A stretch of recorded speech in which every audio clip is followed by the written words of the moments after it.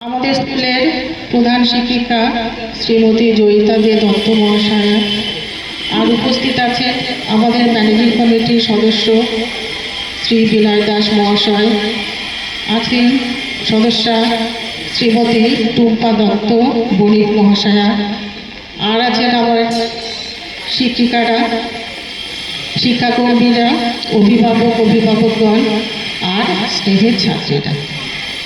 ঠিক 1 বছর আগে এই দিনে আমার অবসর হয়েছিল। তা আমি সেই সময় বলেছিলাম যে 1 বছর পরে আরেকজন দিদিমণিরও আজকের দিনে অবসর গ্রহণ হবে। আমরা এই 3 জন বন্ধু ছিলাম, সমস্ত জায়গায় সমস্ত কিছুতে আমরা ছিলাম। তারই 2-1টা কথা আমি বলি। আর একটা কথা বলি যে এই বিদায় সংবর্ধনা দেওয়া মানে স্কুল থেকে একজন শিক্ষিকার চলে যাওয়া, সেটা যে কত দুঃখের তার একটা উদাহরণ দিই। আমাদের আগে ছিলেন প্রধান শিক্ষিকা ঝর্ণা পায়েল মহাশয়। তো এক দিদিমণি শিক্ষিকা বেলা চৌধুরী দিদিমণি ইতিহাসের শিক্ষিকা ছিলেন। তিনি তো যাবার 15 দিন আগের থেকে রোজ কান্না করতেন, রোজ। তা ঝর্ণাদি সেই দিন একদিন এসেছেন অফিসের কোনো কাজের জন্য, আমাদের ঘরে এসে দেখলেন যে বেলাদি কাঁদছেন। তখন বলছেন যে কি বেলা, তুমি কাঁদছো কেন? বলছে আর বলবেন না ঝর্ণাদি, আমার আর মাত্র 3 দিন আছে।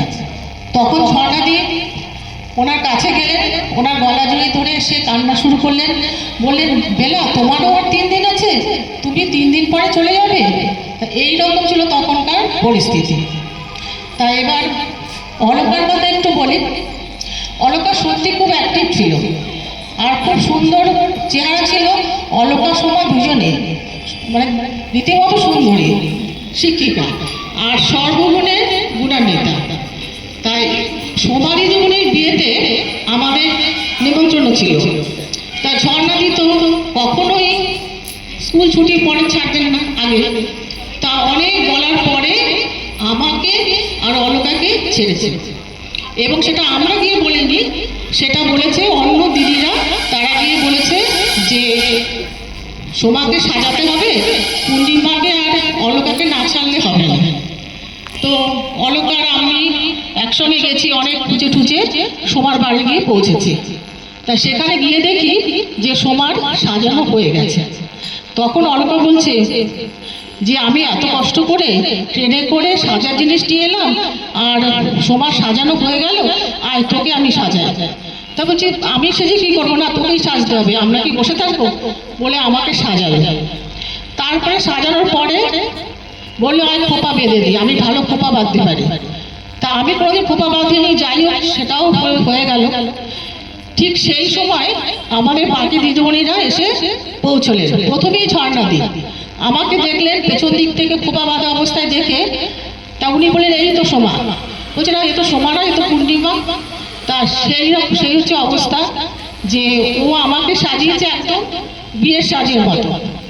আর ওর অনেক গুণ ছিল, যেটা সোমা বললো একটু আগে, যে রান্না সত্যি ও খুব সুস্বাদু রান্না করতে পারত।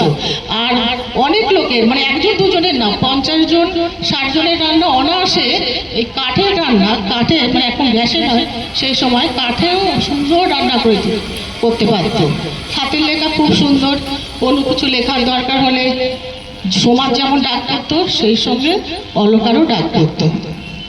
আর ও ছিল ওদের ভাই বোনদের মধ্যে বড়, অনেক দায়িত্ব ওকে পালন করতে হয়েছে, এখনো অনেক দায়িত্ব পালন করে। তারপরে ও নিজের শ্বশুর বাড়ির দায়িত্ব অনেক পালন করে। যাই হোক, ওর একটা সত্যি একটা চাপ ছিল যে স্কুলে এত দূর থেকে আসতে পারে না, দমদম তো কাছে নয়, অনেকটাই দূর, সেখান থেকে আসা খুবই কষ্টকর। সেই যে না আসতে পারার যে একটা কষ্ট, সেটা ওর যথেষ্ট ছিল। এখন ওর আজকে ওর অবসরের পরে সেই কষ্টটা আর থাকবে না। আর যাতে ও ভালো থাকে, সংসারকে পুরো সময়টা দিতে পারে, সেটাই আমি চাই, ঈশ্বরের কাছে প্রার্থনা করি সবাইকে নিয়ে যেন ও ভালো থাকে। এই বলে আমি শেষ করছি।